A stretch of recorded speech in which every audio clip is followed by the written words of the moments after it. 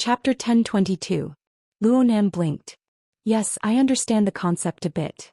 Blood Demon nodded. Let's put it this way. Brother, what you lack right now is absolutely not strength, nor is it the foundation of interpersonal relationships. The iron triangle of Xia City is already first class and reliable. There are few powers under the heavens that can compare to you. But what you lack the most right now is a frontline position. How do you fight for a frontline position? We are now in a commodity society. Let's use this analogy. You are doing a solid business, but it is absolutely impossible to make it big and strong in a few days. You need to spread your customers all over the world. Now you just have to run into this terrible stubble. Frankly speaking, your previous actions are too lax. Do you have any other choice but to go public if you want to rapidly expand?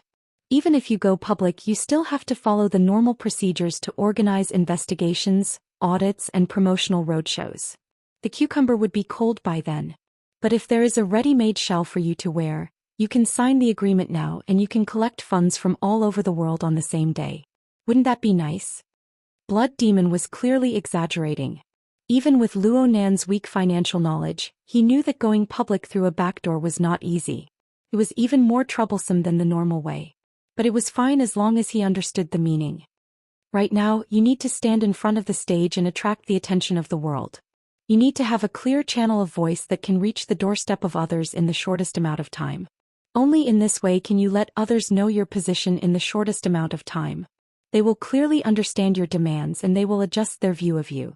Of course, you will also receive the corresponding assistance and resistance. This is how the circle is. There are those who attract and those who repel. There are those who can cooperate with you and there are those who can't be dealt with at all. But no matter how complicated it is, this is the bargaining chip in space that you can truly flexibly use. Luonan really did understand. Blood Demon was encouraging him to put on a well-known shell. In other words, he wanted to join some organization and borrow the strength of the organization. But is there such a shell? Luonan could not even recognize 100 extraordinaries, let alone draw a circle among them and find a team. He was also very clear that the Blood Demon would definitely not speak without thinking after giving such a long speech. He was just waiting for Blood Demon to announce the answer. The Blood Demon, on the other hand, wished that he could break it apart and explain to him. Like I said just now, we'll find allies in circles. For people like us, it's much simpler on the whole. We don't need a complicated and rigorous structure and we don't rely on each other too much. Under these conditions, 100 extraordinaries is actually quite a lot, so the circle in the middle is especially fragmented. There was still a mainstream. The current mainstream of the world was that bunch of archons of the old system. Most of them held positions in the Ability User Association. That bunch of presidents, vice presidents, secretaries and deputy secretaries, if you beat them to death there was basically no injustice. And I mean basically. On the other hand, branch presidents like Ouyang who are stationed in various cities have a more complicated character. There are hardcore supporters of the old system and those who benefit from it.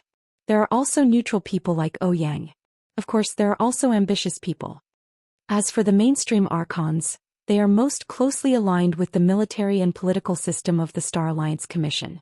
If there aren't any special circumstances, maintaining a stable state for 100 or 200 years shouldn't be a problem. Right now, Luonan wanted to have a copy of the previous edition of the Cards magazine. He wanted to see the ranking and background of extraordinaries and do a step further. He was already searching through the Hexier. But Blood Demon didn't wait for him. He soon made a further breakdown. If there's a majority, there's a minority. To be more precise, if there's a conservative, there's a young and vigorous. Within the current global governance system, there's also a countercurrent. The roots of this branch don't belong to the inner world. Instead, it's within the military and political system. Whether it's a competition for resources or a political power struggle, it's also possible that it's purely driven by ideals and missions. In any case, in recent years, a fairly strong power has formed within the military and political system, especially within the military. Joseph of Jupiter Base and Ndongxing of Anqing are both core members of this power. Their names are a bit childish. They're called the bamboo dragonfly. The meaning of this name is that they use extraordinary power as a handle to fully integrate the power of the inner world and the secular world. They use it as a rotor, thus pulling the progress of the entire Earth's civilization. This is the official Push the Wall faction. They have a political program, an organization, and a foundation. It's said that a considerable portion of ability users, burners, and altered humans are natural allies of this faction. Bamboo Dragonfly. Luonan blinked. This wasn't the first time he heard this name. But there was one point. The more Blood Demon said this, the more certain Luonan was. This brother absolutely wasn't recommending the Bamboo Dragonfly to him. Sure enough, Blood Demon soon continued. The problem is that the other side is too formal. Their strength is very strong and their voice is loud, but their organization is strict and their management is extremely strict. Perhaps they really want to take you in. Perhaps they will give you considerable support. But to speak through their channels, the other side will certainly have to weigh the pros and cons. It's impossible for them to allow you to act without reservation. Plus, if you join them, you will truly sink into the maelstrom of political confrontation. There will certainly be torment in the future. Speaking of which, they are targets that can be fought over in today's matter. You don't even need to open your mouth. There will be people who will help you as long as you don't play too excessively. In a practical sense, they are also archons. They need balance. Blood Demon's explanation broadened Luonan's knowledge, and it was also relatively objective. It was just that the circle was a bit larger. Luonan still didn't understand even now. Which faction or circle was Blood Demon recommending? Luonan asked if he didn't understand. He trusted Blood Demon's level of understanding, so he went straight to the point. From what you see, Mr. Blood Demon, what's the best choice? Blood Demon grinned. Have you heard of the Starry Sky Club? I think I've heard of it. Luonan did his best to search through his memories. It seems to be an intermediary organization that specializes in introducing missions from the inner world. Luonan's impression of this organization wasn't too good in his fuzzy memories. This was because the 2 out of 1,000 incident with Ruewen had caused a considerable amount of orders to be placed there. Blood Demon shook his head. That's a peripheral job. The so-called Starry Sky Club is a place where people have groundless fears. This voice didn't come from Blood Demon. Naturally, it didn't come from Talker either. The person who spoke was still outside the room. By the time the word place left his mouth, he had already pushed open the door and entered. A nest of cowardly rats who think they have great foresight, paired with a few dreamy idiots who dream of reaching the heavens in a single bound. Add in a few tigers, leopards, jackals, and wolves who know what's going on. If there's also a wanton humanoid calamity, then things will get really lively. Luonan was stunned. Blood Demon rolled his eyes. Talker reacted a step earlier. He called out completely instinctively. Aunt Luhua. Chapter 1023. The person who came in wasn't tall. She was only around 1.6 meters tall. However, the first impression she gave others was that her figure was tall and straight. She was vigorous and powerful. The most eye-catching thing about her was her hair. It was a boy's buzz cut, but it didn't seem crude at all. It was probably because of her dressing. She wore a neat and valiant female slim-fit white suit. Only her chest was adorned with a muslin scarf. She absolutely didn't lack the charm of a woman, but her figure and bearing were the most prominent. She gave others the feeling that she was the fashion and individuality of a big city gold-collar worker. Well, the essence of creating such a feeling was still the face. The contours of this woman's face were relatively soft. It was a typical East Asian face. Her age didn't seem strong. The space between her eyes was quite wide. She was relaxed and magnanimous, and she was rather exquisite and pleasant to look at. It was completely impossible to tell that the sharp words just now had come from her mouth. Luonan sized her up, and this uninvited woman met Luonan's gaze with a smile. Her smile matched her face extremely well. It was candid and bright, so much so that the hall, which was dark due to the dark clouds covering the sun, instantly brightened up. This was a woman who made it hard for people to have a negative first impression of. Although her methods of entering the conversation were superb, Luonan couldn't really follow up. He just stood up politely and inquired. Let me introduce you. This is Lady Wan Luhua, the #1 teacher of the Secret Order. She is a world-renowned martial arts master. She is also the left and right arm of Lord Secret Order. The Blood Demon's tone also became serious. However, the woman didn't appreciate it. Her smile deepened a bit, as if she was purposely curling the corner of her lips. Only then did her bright face reveal a bit of cynicism. She's a contract worker. She signed a labor contract. She can't be taken seriously. It was unknown whether she was being modest or if she was hiding something. Blood Demon's skin had long since become immune to these things. He continued to worm his way into everyone's company. Luo Nan, Brother Luo, I don't need to waste my breath on this side. Those of the inner world who don't know him can all go jump into the Pacific Ocean. Brother Luo Lu Hua is a rare straightforward person among this group of extraordinaries that I know. She usually knows how to take care of the younger generation. Oh no, it should be. Before he could find the most appropriate words, Wan Lu Hua had already extended her hand in a natural and unrestrained manner. Luo Nan naturally had no reason to refuse. He extended his hand to shake hers. Once again, one had to be mentally prepared to take risks when coming into close contact with a transcendent. Different from the Blood Demon's aura, which was burning arrogantly all the time, Wan Liuhua's aura was much calmer and more reserved. However, it was shockingly sharp, like a mirror that could see everything clearly. For an instant, Luo Nan was even able to sense his own reflection in the lake of the other's heart. This wasn't because his perception could already pry into the hearts of extraordinaries, but rather because the other party had a special method of reverse mapping. It was obvious that this was a powerhouse who had reached the pinnacle of spiritual cultivation. Even though it was only in the physical realm, it was not to be underestimated in the spiritual realm. Wan Liuhua's gaze flitted across Luo Nan's face. A very spirited and very cautious lad. Young people should be like this. Only then will they not be hateful. Wan Luhua was a little old-fashioned, but she didn't seem to have any ill intentions. It was just that Luo Nan's level of communication was lacking in the end. His understanding of Wan Luhua was far too little. Under these circumstances, it was a bit hard for him to smile and say, "Nice to meet you." Wan Luhua smiled at him again and let go of him. She turned around and looked at Blood Demon. "You've called me all the way here to recruit new members for the club?"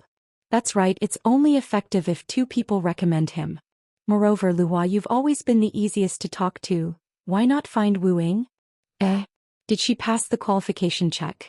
I thought the old witch would stop her. She has always been the club's top client, so there's no reason for her to be disqualified. Instead of worrying about that side, it's better to consider whether this young man who directly killed Jin Tong can pass. Killing the club committee member and then filling in the position sounds like a good reason to reject. There was a lot of information in their conversation. Luo Nan's gaze turned to Blood Demon's face. Blood Demon grinned, but compared to Wan Liuhua's smile, the impression Blood Demon gave others was a mouthful of dense white teeth. "How about this? Let me explain it to you." Luo Nan shook his head. Of course he had to listen to the explanation, but right now he didn't want to deviate from the main topic. Compared to the 10,000 flowing flower, which still needed to be understood, Luo Nan and Blood Demon conversed more freely. "Mr. Blood Demon, your suggestion is to join the Starry Sky Club? Will joining it help me set up this so-called position?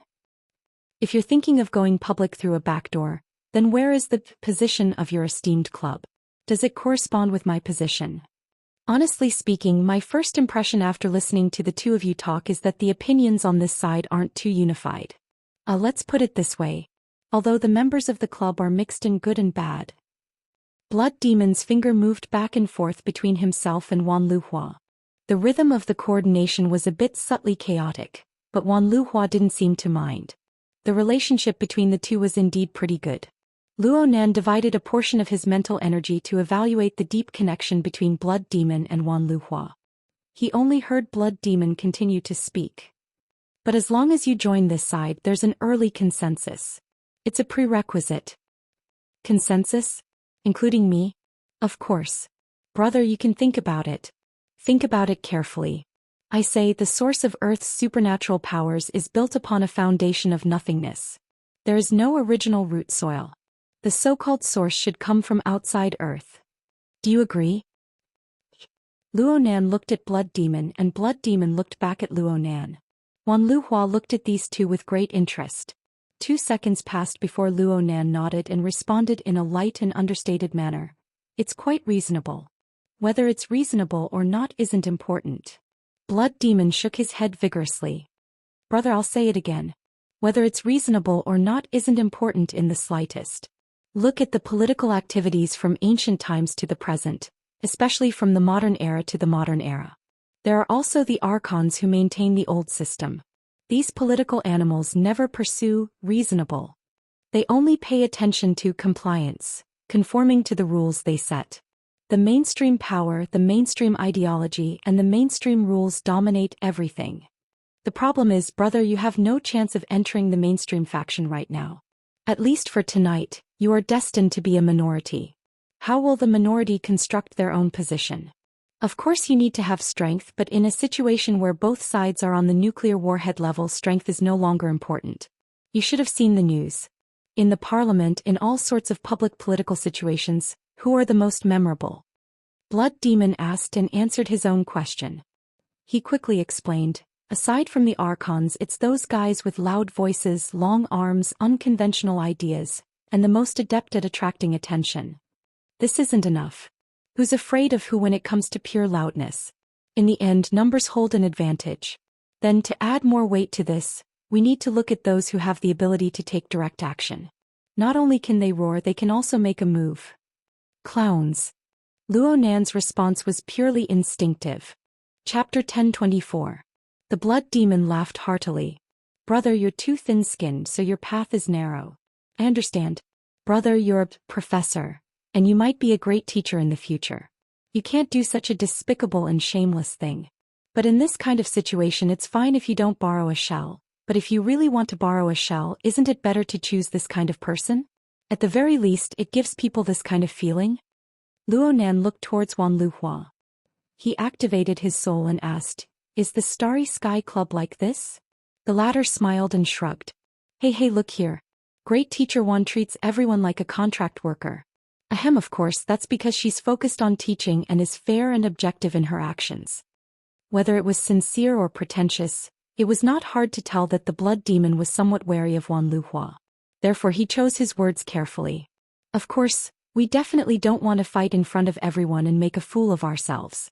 You also know that people who do this are mostly those who have empty brains and can't come up with any useful or feasible ideas. They can only go for the bad things. We're different here. What kind is that?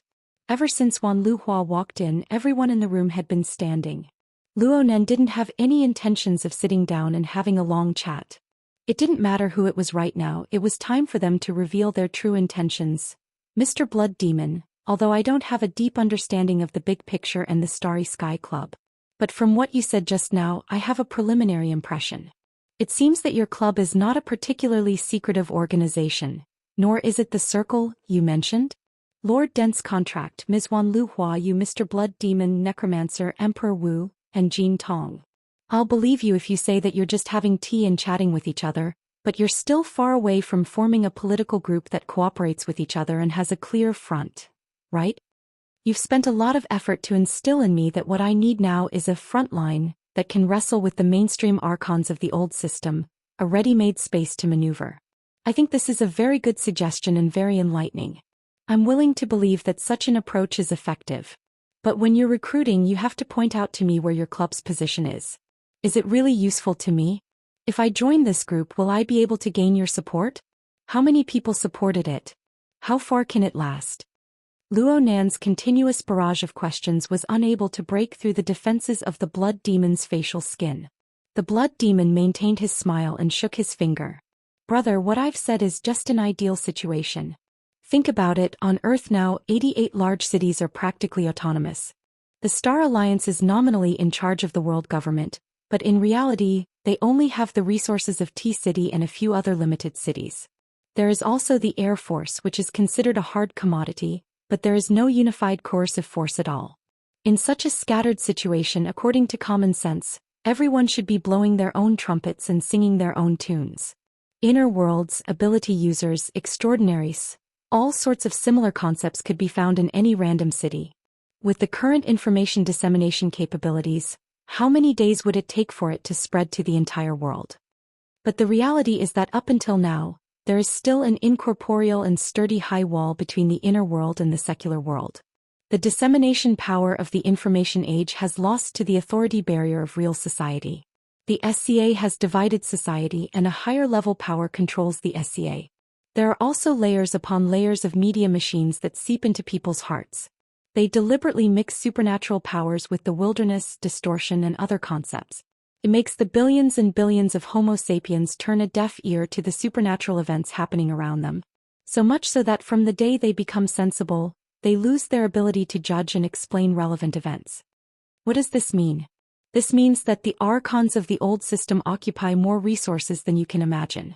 The things they do are more resolute, strict, and thorough than you can imagine. They are the true mainstream. A powerful alliance of interests that has never appeared in human history. They are an effective combination of politics, military, capital, and the strength of extraordinaries. It is very difficult for any opposition to emerge under this mainstream power. The bamboo dragonfly that I just spoke of is a countercurrent that has split off from within the mainstream power. In essence, it is still a part of the mainstream. Therefore, it is an impossible task to find an opposition party that can emerge, that dares to emerge, that doesn't get smacked to death after emerging. In this world, there is no such thing as a ready-made pie that is delivered to your mouth. Luonan didn't get angry when he saw Blood Demon go back on his word. Blood Demon was only making a suggestion. He didn't really want to jump out and be the savior of the world. Moreover, Blood Demon's speech gave Luonan a deeper understanding of the situation he was currently facing. He listened very patiently to Blood Demon finish his lengthy speech. Then he raised his eyebrows and asked, "So in the end I still need to make a pie on the spot and dig a position, right? The only difference is, do I dig alone or do I dig with you guys?" Bingo! Blood Demon used two methods to express his praise. One hit. Luonan still didn't get angry, but he couldn't help but roll his eyes. "Then how many people do you guys have?" "The ones I heard just now." "They might not be of one mind." Blood Demon didn't need to respond this time. Beside him, Lady Wan Luhua had already given an explanation with a sneer. Blood Demon maintained his smile, his face beaming with happiness. "Brother Luo, do you still remember? I've said before that formal occasions can't decide big things. Only special small circles have the power to decide and lead. I've also said that compared to the traditional circle of ordinary people, the circle of human nuclear weapons like us will operate more simply, and there will be fewer necessary members in a circle. For a circle like this, nearly 100 extraordinaries from all over the world are clearly too many. Let's take the most active ones. There are over 50 of them, which is also over the limit. And these people are destined to not play together. Therefore, it wouldn't be strange for over 50 people to form 7 or 8 circles of varying sizes. Some of these circles overlap with each other. Or maybe, within these dozen or so circles, the vast majority of people are in the comfortable circles of the old system. They don't have any thoughts of change. They influence each other. They are interlinked. They are interlinked. The remaining people have ideas, drive, courage, and are willing to form circles. You can find 3 to 5 of them. This is already quite an astonishing scale. Isn't that right?" Luonan nodded. Blood Demon's mouth was really amazing. No matter what was said, it was correct. However, Luonan finally grasped the core of Blood Demon's thinking after this long conversation. "I understand now. The so-called backdoor listing isn't just you wanting me to borrow the shell of the Starry Sky Club. You and that small circle of yours are also preparing to borrow my shell and erupt at this juncture. What kind of big operation are you guys planning?" Chapter 1025. It felt like a major event. Luonan recalled the information he had gathered since his meeting with Blood Demon. Putting everything else aside, just the people mentioned in the Blood Demon's words. Actually, only one of them was needed. The person who provided the secret deed to Blood Demon and agreed to act as his artist was High Lord Secret Deed. Even with Luonan's meager knowledge, he knew of this powerful extraordinary who stood at the peak of the world. If the extraordinary of Earth had to be ranked, it was impossible for this old man to fall out of the top 5, no matter how restrictive the conditions were. In comparison, Blood Demon's weight was a bit lacking. Of course, Blood Demon's words could be trusted, but they could not be completely trusted. Luonan would still be skeptical if he rewound the clock 5 minutes ago. The problem was that Wan Luhua, whom Blood Demon had privately invited, had appeared. This dispelled most of Luonan's suspicions. The remaining suspicions were merely remnants due to Luonan's unfamiliarity with Wan Luhua. This bit of residue was nothing. He did not recognize Wan Luhua before this, but the extraordinary itself could not be faked. Moreover, the Blood Demon would not go so far as to use such an easily exposed lie to sway him. He could ask Her Majesty Empress Wu later, or even Zhang Yingying. Since most of what Blood Demon said was true, then the matter he described was a major event that clearly exceeded the scope of personal grudges. Could Luo Nan's own body contain it? Luo Nan did not even need to think about it. He already knew the answer. Sure enough, it was easier to maintain an intimate distance with callous reality compared to a pie that would never be delivered to the mouth. Luo Nan was unable to guess the plans of High Lord Secret Deed and Blood Demon for a time. He could only rely on the fragments of information he had obtained before to make a wild guess.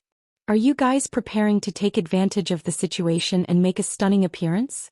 Are you guys preparing to unleash a great internal strife technique and have everyone beat each other's dog brains out?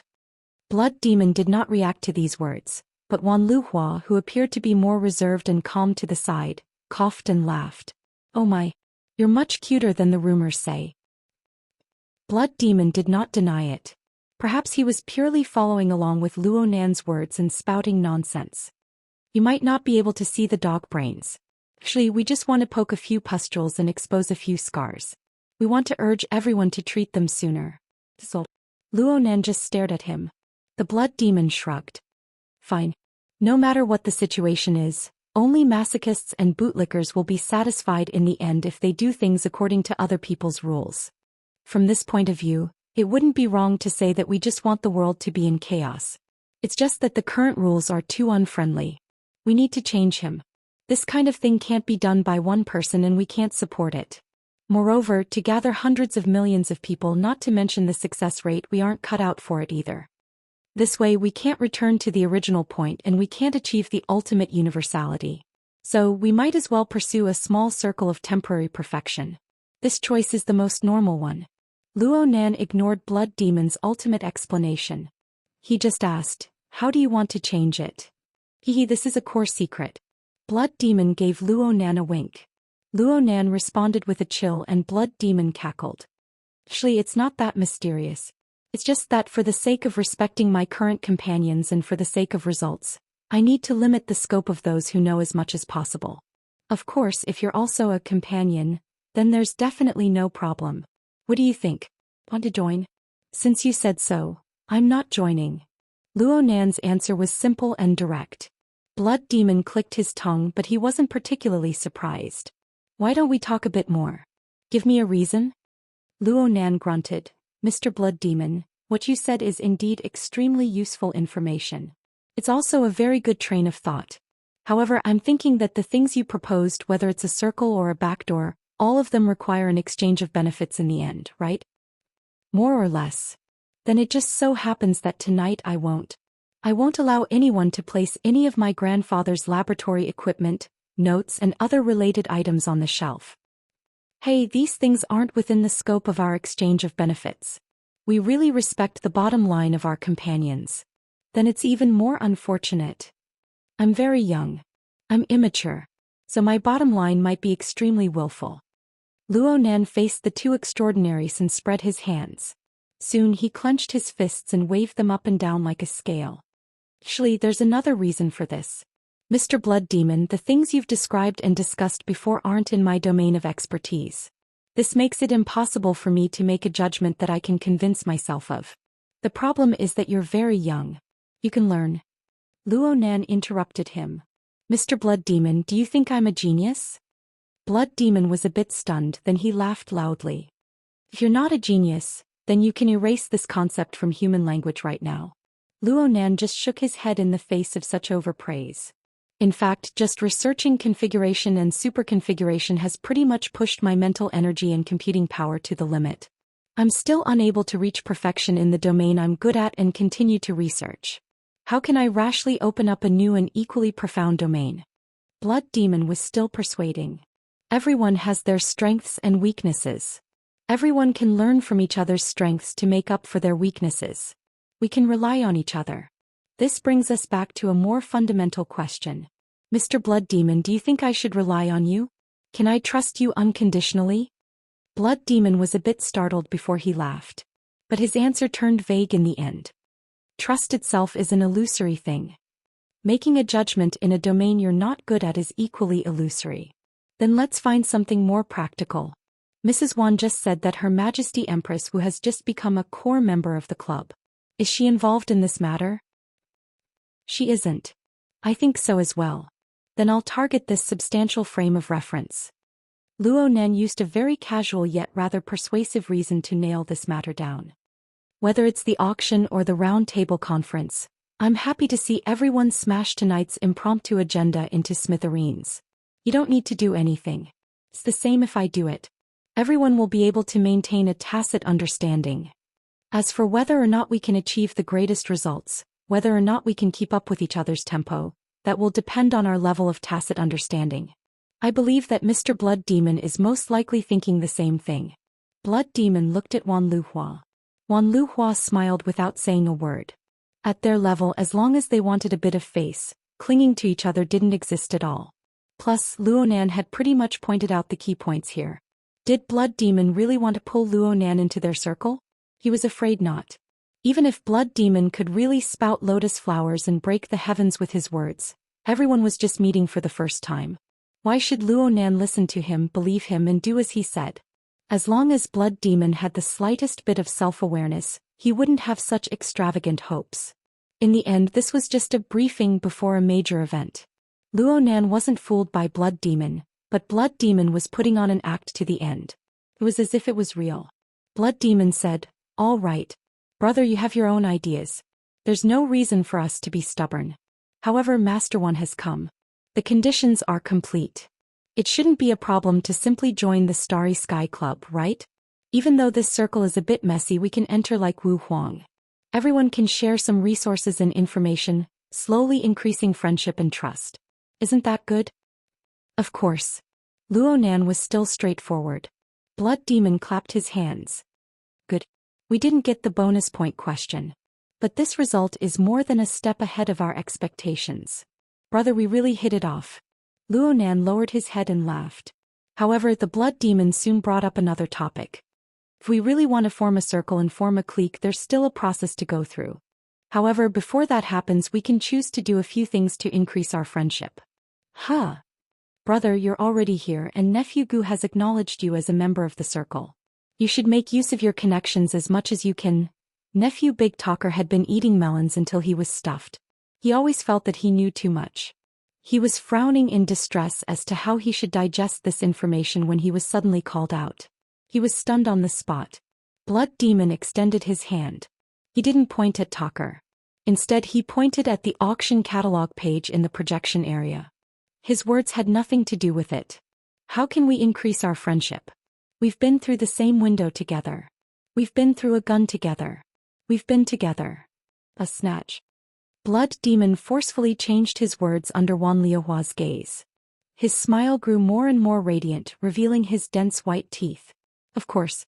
How can you call it snatching when it comes to extraordinaries? Chapter 1026. Oh my, your skill experience has increased by leaps and bounds, hasn't it? You were able to grab hold of an opening during a transfer, and in the blink of an eye, you've hooked up with two extraordinaries? Cough cough. You're exaggerating. Luo Nan shot a glance at the two traveling companions not too far away. He decisively cut to the chase. I just wanted to ask you to notify Her Majesty Empress Wu. You don't need to worry about the boss. He came here to play support. As for whether you, the main commander, will be rash or send a wave, she doesn't care. I'm just giving you a warning as a friend. It's fine if you don't get sunk into the sea in the end. Zhang Yingying came to a realization before Luo Nan could respond. It seems that this doesn't matter? TSK. I suddenly discovered that no matter what your strategy is, you're simply a hooligan when it comes to tactics. We, the peripheral members, are in more danger than you. Luo Nan laughed. It's not that bad. If I get smashed in front of everyone, then my face will be devalued in front of my fellow comrades of the inner world. Oh? Since when did Luo Yuan start paying attention to these things? I just learned it. Those who don't pay attention will always be bullied more than those who pay attention. It doesn't matter if I'm paying attention or not. Let others know that I pay attention to this. At the very least, before they do something that I don't pay attention to, they will have to consider whether or not I pay attention to this. Luo Nan spoke a long string of tongue twisters under the influence of his feelings, directly making Zhang Yingying dizzy. He didn't talk much. He ended the call and let out a long sigh. His gaze pierced through the business jet's porthole to look at the boundless sea of clouds below. Right now he was cutting across the Central Pacific Ocean at a speed of Mach 1. 2. The date line only existed in concept. He jumped back one day and entered May 15th. However, due to the artificial division of regions, this date line had a relatively large protruding curve to the east. So as the business jet continued to head north, he would soon have to jump back to May 16th. Don't ask. Asking is convention. Asking is the rule. Even if it was an extraordinaire, if they wanted to forcefully change the date according to their own will, they would only end up with their heads and faces covered in dirt. These are the rules. Blood Demon seemed to possess some sort of ability to pry into people's minds. He spoke a timely sentence from the side. It was just this one sentence. Anything more would make him seem like a loose tongue. Luonan couldn't help but think more. Obviously, the old system carried a lot of useful and necessary things. Unless it really reached a point where it could no longer be continued, no one was willing to smash the old system into pieces and rebuild it on a blank piece of land. Had the current world reached a point where it could no longer be sustained? Apparently not. In that case, this old system had perfectly absorbed the power of the extraordinary on top of its original foundation. Its centripetal force, its degree of firmness, was much more powerful than what Luonan had originally imagined. At the very least, he had to be prepared. He couldn't afford to fail now. A crushing defeat like a mantis trying to stop a chariot would result in unacceptable consequences. Luonan was just joking with Zhang Yingying. But if the things he described really became reality, then Luonan would probably never have the chance to laugh again in this lifetime. This had nothing to do with whether his real body was here or whether his life was in danger. No matter what, he had to be more prepared. His gaze turned from scattered to focused, piercing straight into the clouds outside the porthole. Of course, this was just the surface. Luonan's transformation and operation on the mental plane was impossible to be reflected by a mere water vapor body. Blood Demon originally wanted to chat with Luonan about matters related to the follow-up operation, but seeing Luonan like this, there was no need to provoke Luonan's dislike. His gaze swept across the faces of the other people in the cabin. There was no need for Wan Luhua to come, but she still boarded the commercial plane. Now she had an uninvolved appearance. She wore headphones and watched the fight recording in the projection area. It was a pastime. Slightly to the side, the largest person in the cabin, Mr. Talker, who was also the owner of this business jet, was trying his best to reduce his presence. From head to toe, he was the epitome of the word restless. Blood Demon glared at him. I didn't gag your mouth and your Uncle Luo didn't chop off your arms and legs. Just do what you need to do. Is there a need to make a fool of yourself like this? Then what in the world should I do? Talker really wanted to ask this, but he really didn't have the guts. Then again, could it be that he didn't know what he needed to do? Before Blood Demon spoke, he had long since passed on the information he needed to pass on. He had already made the arrangements he needed to make. Right now, his mind was spinning in 1,000 circles, and his mouth was mumbling incoherently. In the end, didn't he just want a promise, a protective talisman? But even if he used his stiff toes to think, it was impossible for the 3 people in the cabin to give him this. This was life.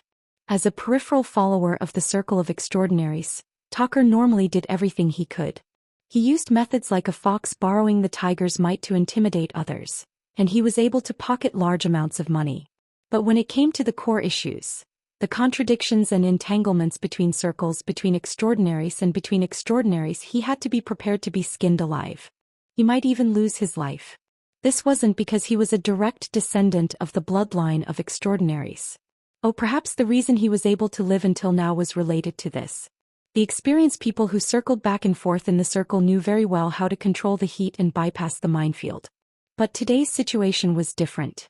Aside from Blood Demon, an old fox who was well versed in the rules of the circle, there was also a hot-blooded kid who didn't know anything. The worst part was that this kid had always been renowned throughout the world with the name of the humanoid infrasonic array. It was a large-scale, indiscriminate killing machine in reality. Talker didn't even feel safe in Koror Base, let alone being dragged into the eye of the hurricane. This time it was really bad. Talker was in a trance, so much so that he didn't even hear someone call out to him. In the next moment, Blood Demon smashed the ashtray on the table at Talker. Of course, it was just in passing. Fortunately, Talker's face wasn't smashed into a mess. He caught it purely by instinct. His entire body shuddered and he suddenly stood up. Uncle Blood, please instruct me. Blood Demon smiled benevolently. Young people need to be diligent with their eyes, hands, legs, and mouth. You need to be diligent with your heart. It's your Uncle Luo calling you. Luo Nan looked over expressionlessly. On the other side, Wan Luhua was a bit dissatisfied with Talker's large movements interfering with the projection. But she just gave Talker a glance and continued to watch her fight. Talker was stared at by the three extraordinaries in a short amount of time. His entire body was about to collapse, and the resentment in his heart was flattened. He immediately put on a smiling face and carefully waited upon Luo Nan. Uncle Luo, do you have any plans? Luo Nan went, He was organizing his words.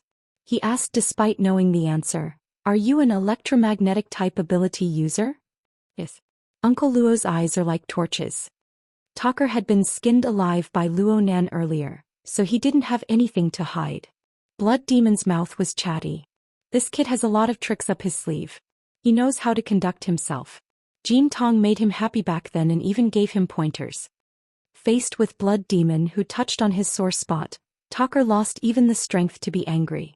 He could only maintain a stiff smile with all his strength. Luo Nan didn't have any extra thoughts. He just nodded. No wonder. Your frame of body and soul is a bit similar. So it isn't just because you're both electromagnetic type abilities. That makes things easier. Talker's entire body felt unwell. Chapter 1027. At 2 o'clock in the afternoon, when the sun was at its highest, the sky darkened at a visible speed. Thick clouds separated the sunlight from the surface of the sea, leaving only a blurry haze of light at the boundary between the sea and the sky. Without the direct sunlight, the surroundings of the giant steel ship traveling on the ocean suddenly became much cooler. Not long after, a commercial plane pierced through the clouds, slightly calibrated in the air, and swooped down towards the giant ship. The top deck became even busier. Even from a distance of dozens of meters, one could hear the clamor over there. It was unknown whether it was the turbulence stirred up by the commercial plane or the raging sea breeze, but suddenly, a cold wind blew in his face. Yuqi unconsciously shivered. Beside him, his son Yuzheng simply sneezed. Both of them were dressed very casually. Yuqi was still wearing a long-sleeved jacket, while Yuzheng was only wearing a pair of beach pants. His upper body was bare and he had a bath towel draped over him. Yuzheng had played around the swimming pool with those beautiful women who were sunbathing. In the end, he was still resentful when he was forcefully dragged back by the bodyguard. If it wasn't for that sneeze, he might have already started arguing with the bodyguard. Of course, this bodyguard wasn't old Lu, who had followed his father for more than 10 years. Instead, it was the goods that had been temporarily assigned to this luxury cruise ship. Yuzheng was already thinking about letting old Lu take action and teach this temporary worker a lesson to vent his anger. The problem was that old Lu, who had always taken care of him, was like a clay sculpture at this time. He was only a breathing tool behind his father. As for Yuqi himself, he didn't say anything about the behavior of the temporary bodyguard. Instead, he turned around and reprimanded his son. "Look at what you're wearing. Others might not know what the situation is right now, but don't you know?" Yuzheng was already in a bad mood. He was annoyed when he heard this. "What's wrong with me wearing this? Don't tell me you want me to come out in a hospital gown? Do you want me to lie in the ICU before you're satisfied?" Yuqi flew into a rage and wanted to kick this unfilial son away. However, when he saw that the child's cheeks were much thinner than half a year ago, his anger was stifled in his chest. At this time, his wristband vibrated. Seeing the caller's name, Yuqi couldn't get angry. He only reached out and pointed at Yuzheng twice to give him a warning. Only then did he adjust his mood and connect the signal. "Qin, are you in class over there? Why are you calling?" "Your brother? He's fine and carefree. He was just fooling around in the pool. How would he have the time to answer your call?" The irritation in Yuqi's heart had dissipated quite a bit after chatting a little more with the caring little cotton-padded jacket. He turned his head and took the initiative to remind Yuzheng. "Did you miss your sister's call? What are you talking about? Are you afraid that the hospice care won't be able to catch up?" His daughter was there, so Yuqi didn't curse out loud. However, his foot finally kicked out, causing Yuzheng to stagger. Yuzheng had already gotten used to it during this period of time, so he couldn't be bothered to respond. He turned his head and spoke to the temporary bodyguard who had just brought him back. "Is this how your volunteers are treated? The temporary bodyguard responded coldly. He wore a standard black suit and sunglasses. There was nothing creative about it, and it also covered up all human reactions. Yu Zheng, on the other hand, had already begun to add to the drama. Look, in the end he's just a lab rat. Then don't let me out. How nice would it be to put me in a cage? Yu Qi felt his heart ache, but his daughter, who was an ocean away, was still on the phone. It wasn't good to worry her, so he could only comfort her. Forget it. If he doesn't want to answer, then don't answer. He's just nervous now. His whole body is twisted. In fact, Dr. Clay's technology is already very mature. Yu Qi's consciousness was a little dazed as he said these old, familiar words. Ever since Yu Zheng was diagnosed with a mutant infection on New Year's Eve last year, Yu Qi had done everything he could to bring his disappointing son back onto the normal path of life. He had used all his resources, even abandoning his family and business, to bring Yu Zheng around the world to seek medical advice. But now that things had come to this, he still had to rely on these meaningless words to comfort his son. As the helmsman of a large regional pharmaceutical company, he more or less knew some information, and he did believe in Dr. Clay and his laboratory's research capabilities in the field of human mutants and treatment. It was just that ever since the era of mutants, the mutant infection itself was a dangerous peak that could collapse at any time. Not to mention it was a critical juncture between the second and third phase. In this field, 99% of the world's people were deaf and blind. Apart from blindly believing in this kind of top-notch research institute, who else could he rely on? He couldn't let his daughter know these thoughts no matter what, so Yu Qi forcefully eased his tone. It doesn't matter if he doesn't answer. There's still me. Do you want to see how your brother is like? As he spoke, he didn't care whether his children agreed or not. He turned on the projector function and prepared to let the siblings meet to dilute the current terrible atmosphere. He was still adjusting the angle, but Yu Zheng's expression was already changing. He was clearly still feeling awkward. But this matter didn't depend on Yu Zheng. It didn't even depend on Yu Qi or Yu Qin. Instead, it was directly announced by the serious-looking temporary bodyguard. It's time for the routine physical examination. As he spoke, the temporary bodyguard directly gestured for them to go back. Hee, the little white mouse is about to enter the cage. Yu Zheng was surprisingly cooperative this time. He sneered, turned around and walked back. He had already walked behind the temporary bodyguard, but he turned back and patted the robust man's chest. I'll bite open the cage and run out soon. The temporary bodyguard didn't respond at all. His expression remained indifferent as he turned around and followed behind Yu Zheng. He also turned a blind eye to Yu Qi on the other side. Yu Qi watched this scene in a daze. Dad. Yu Qin was puzzled. It's nothing. Your brother has to go for a physical examination. Don't worry, we'll contact each other later. Yu Qi hurriedly hung up and took 2 steps forward. He wanted to follow behind, but after a moment's thought he let old Lu follow and take care of him first. Old Lu was a little hesitant. Chairman. It's nothing. Little Xing isn't that far. I'll let him come over. Yu Qi watched Yu Zheng and old Lu's figures disappear from his line of sight. Only then did he find a contact number and dial it. It's me. Hey York, I was just about to contact you. As an important partner of Wuxia Pharmaceuticals in the New World, Smith had a pretty good personal relationship with Yu Qi. He immediately called out the nickname he had given Yu Qi without permission. He couldn't hide his excitement. Come over quickly. Come to the exhibition hall first. Today's scene is amazing. The small incident in Ban City didn't affect this great trade fair. I saw a lot of big shots. They even arrived early. I originally thought that I would only be able to see these walking money and power after 20 o'clock. Yu Qi wasn't in the mood to tease people.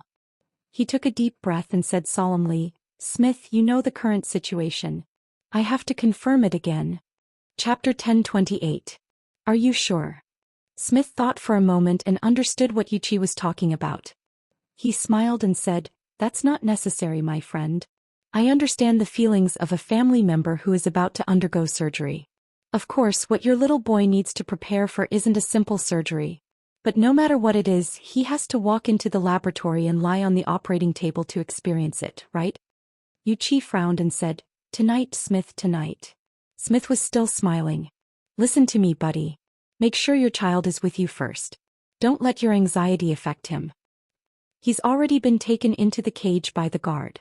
Yu Qi blurted out, but he soon realized that he had lost his composure. He took a breath and tried to reply in a calm tone. He's not here. Good. Smith remained relaxed and said, I believe that you will return to him in the best of moods very soon. Now you just need to understand one thing. I've emphasized it before. He's option C. Buddy, let me emphasize it again. He's option C. To be exact, he's one of option C. This is very important. Do you still remember what option C is? Yu Qi didn't reply immediately. He was listening carefully. For tonight's demonstration, Dr. Clay has made thorough preparations, including a fully restored laboratory that was flown in by air, more than 30 lab and medical staff, at least 3 demonstration plans and twice as many backup plans. Of course, there are enough volunteers who meet all the criteria. These experimental volunteers are divided into 3 groups, A, B, and C. Each group has 3 people. Among them, Group A is in the best condition and perfectly corresponds to the existing demonstration plan. There is a 99% chance that the target for tonight's demonstration will be chosen from these people. Most importantly, tonight's demonstration only needs 1 volunteer. Unless all 3 people in Group A have problems, Group B will be used and so on. Therefore, the probability of your child being chosen for tonight's demonstration is infinitely close to 0. In fact, asking you to come has nothing to do with the experiment itself. It's because you have a high chance of becoming a consumer or an investor in the future. Therefore, this is an invitation, a roadshow. If you think about it this way, don't you feel better? Yu Qi smiled bitterly and said, a little.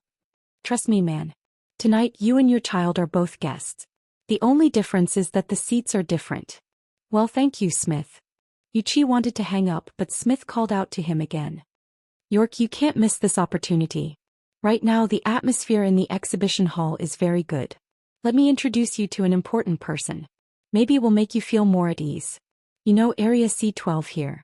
Yu Qi actually wanted to spend more time with his child, but Smith had already pointed out his dual identity as a consumer and investor. Some social interaction was necessary and he couldn't refuse. Give me 10 minutes.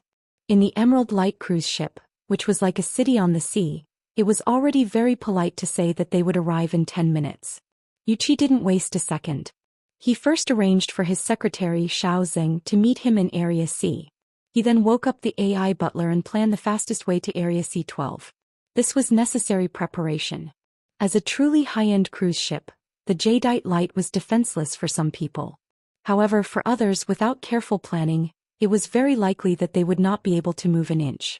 This was what a society with high authority was like. As the helmsman of a large regional pharmaceutical company, Yu Qi could enjoy the convenience of a society with high authority in most cases. Occasionally he had to accept the adverse effects of these conveniences.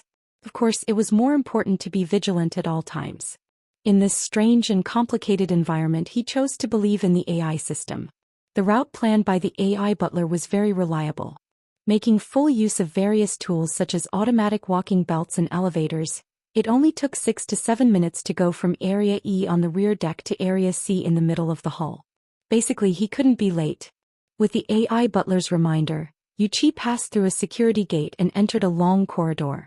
Coincidentally, he had just taken a few steps when his secretary Xiaoxing came out from the door in the middle of the long corridor. He was also surprised to see Yu Qi. Chairman. Xiaoxing was Yu Qi's confidant. He was in his early 30s, which was a useful age. Previously, he had gone to handle some company affairs remotely. He heard Yu Qi's instructions and rushed over to meet up. The young man had always been very good at positioning himself. Although according to the route, his position in the long corridor was much further ahead than Yu Qi's, he still trotted over and took the initiative to approach Yu Qi. But at this time, Yu Qi's wrist began to vibrate violently. Xiaoxing also subconsciously raised his hand. The AI butler sent a message. Please stop and return to the CK-181 security gate. This area's access rights have been temporarily increased. You do not have access rights. Estimated opening time of this area, 1422. You can choose to wait outside the area or go around. Yu Qi and Xiaoxing were a little stunned. This kind of situation was too rare.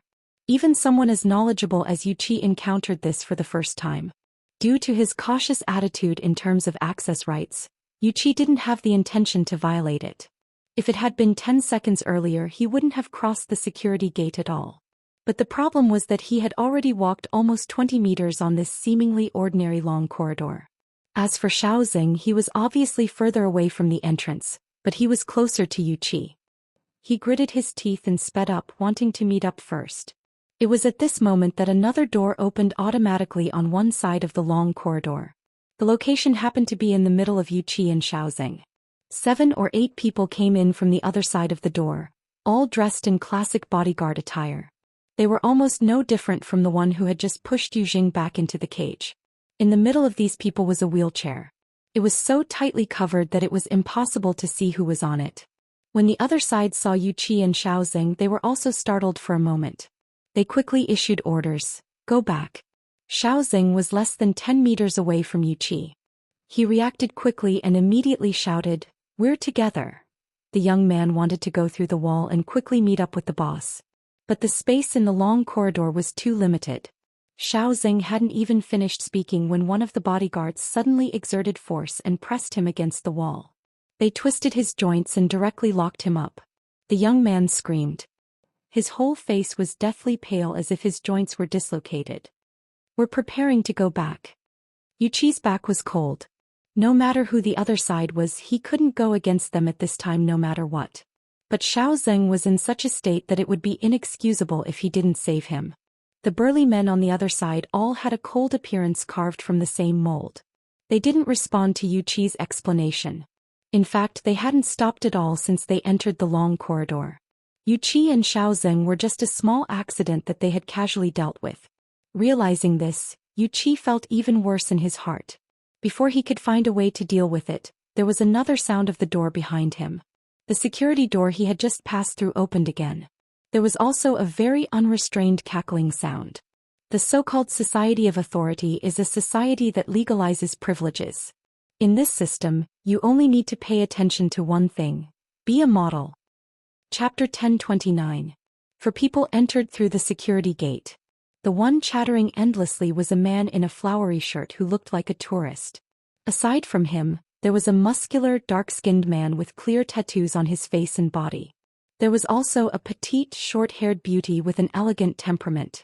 In addition, there was an extremely young man. He looked to be a few years younger than Yu Zheng. The 4 people walked directly into this high-clearance area. They were different from Yuqi, who was at a loss for what to do.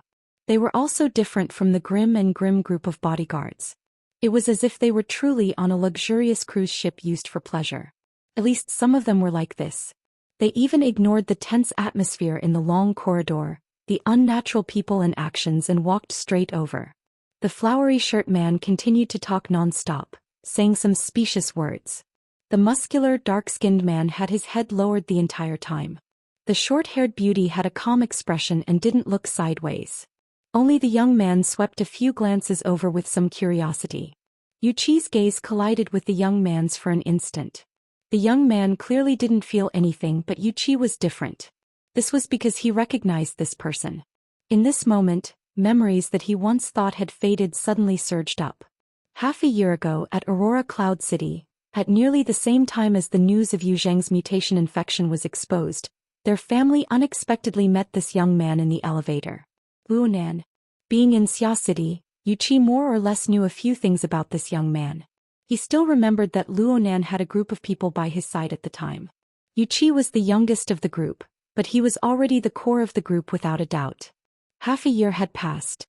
They were separated by tens of thousands of kilometers. The circumstances were completely different, but this young man was actually like a fish in water in this inharmonious environment. The flowery shirt man's mouth didn't stop.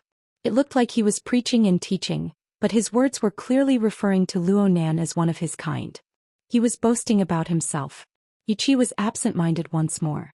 Even he didn't know why he was able to observe in such detail. Or was it just an illusion created by his nervous mind? But one thing was certain.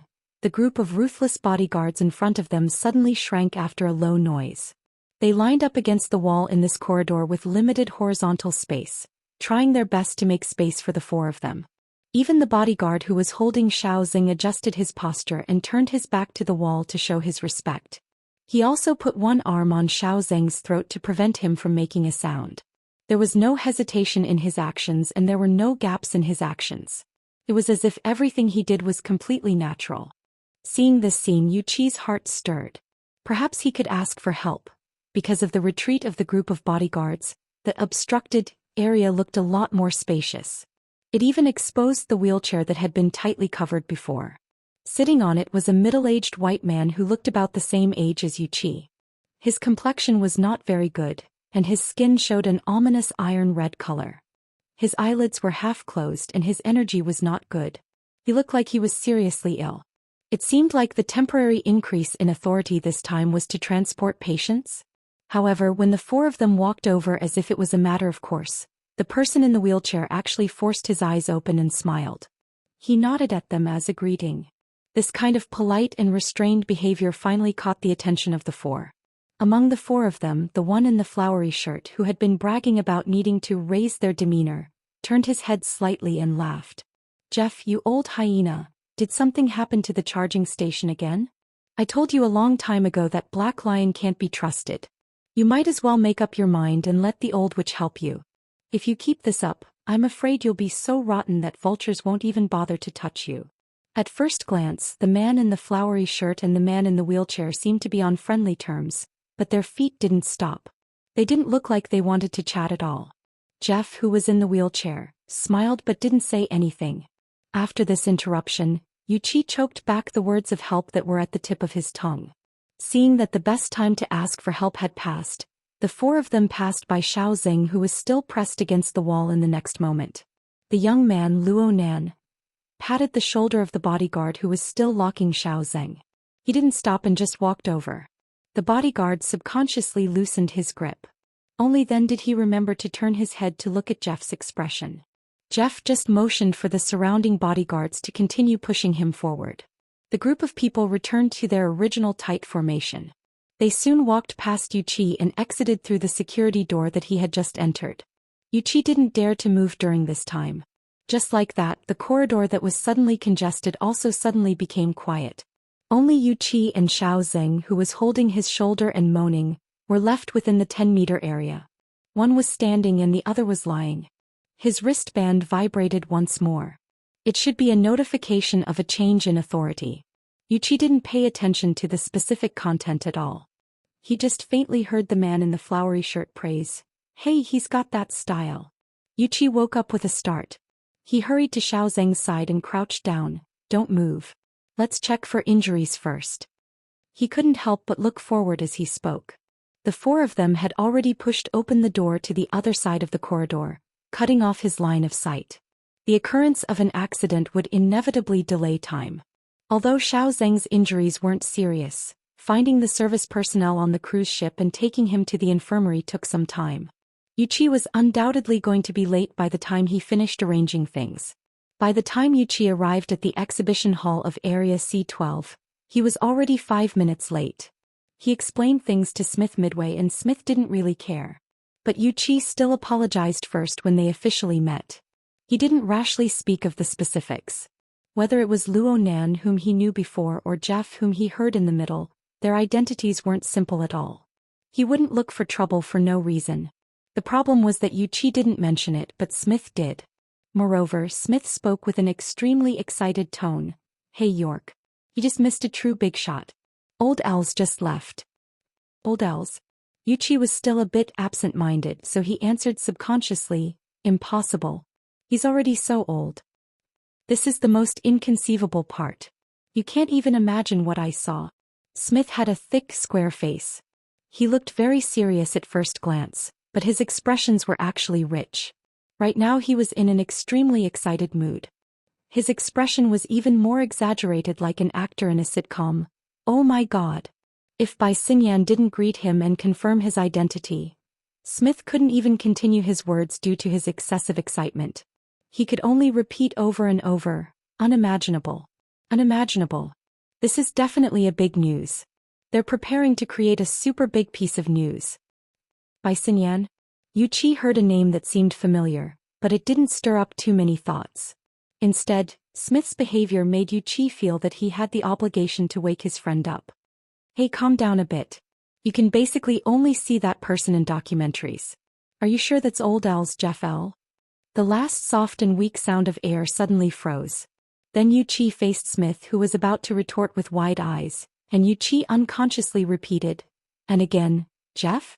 Which Jeff? Which other Jeff could it be? Hyena 3? Hey. Smith was a bit unhappy. He felt offended. It was only then that Yuqi remembered that Smith was a loyal believer of old L's. In the business world there were a lot of people who succeeded. Many of them could be worshipped by those who came after them, hoping that they could imitate their predecessors' path to success and obtain supreme support from the power of capital. But among these people who succeeded, not everyone's name had the effect of being totemized. That was to say, hearing this name was like touching wealth itself. In the history of mankind, after the power of capital obtained the supreme ruling power, there were only a few hundred people like this in the past 3 to 4 centuries. The old L's that Yuqi and Smith mentioned was definitely one of them. This was not only because he and his family were always at the top of the various wealth rankings, but also because of his legendary status. Old L spent the first half of his life in obscurity, or perhaps he lived in a sewer that normal people could not understand.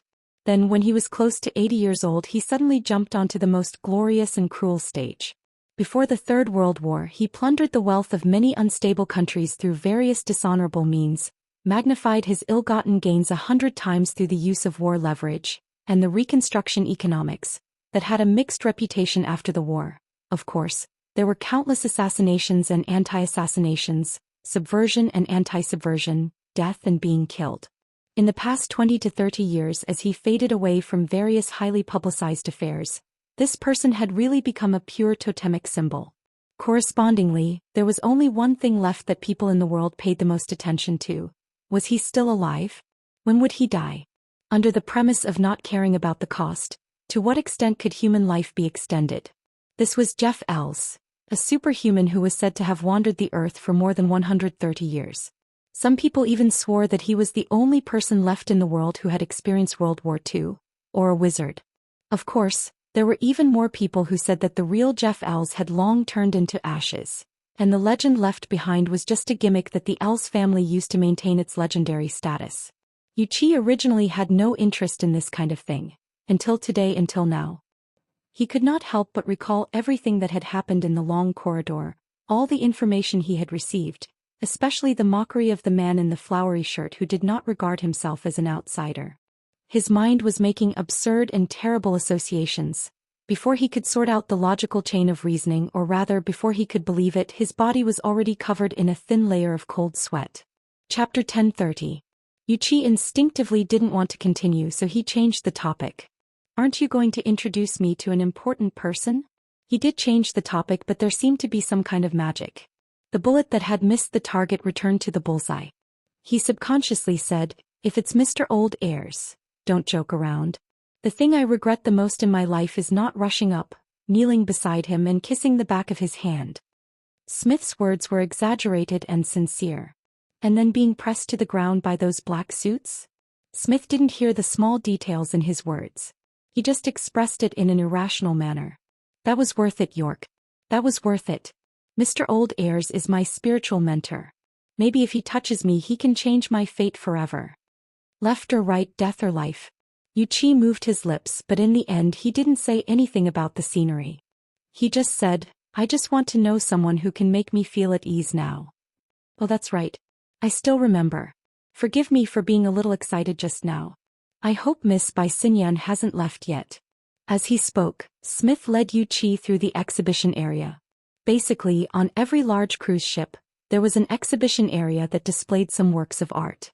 They would also host some small auction activities. These exhibitions generally had limited space and resources.